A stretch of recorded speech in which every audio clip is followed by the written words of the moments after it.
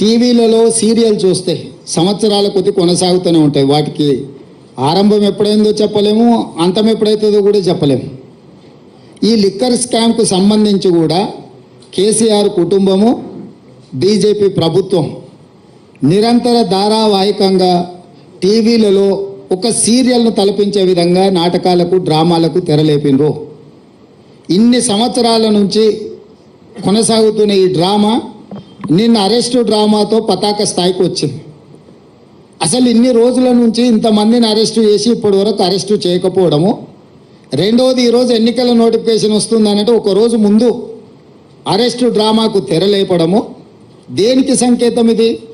అంటే అవినీతి మీద చర్యలు తీసుకున్నామని ఛాంపియన్షిప్ వాళ్ళు తీసుకోవాలని, సానుభూతుల కోటాలో వీళ్ళు ప్రజల సానుభూతి బొమ్మాలి, మమ్మల్ని ఇబ్బంది పెడుతుండ్రు, మమ్మల్ని జైలు పాలు చేస్తున్నారని చెప్పుకోవాలి వీళ్ళు అని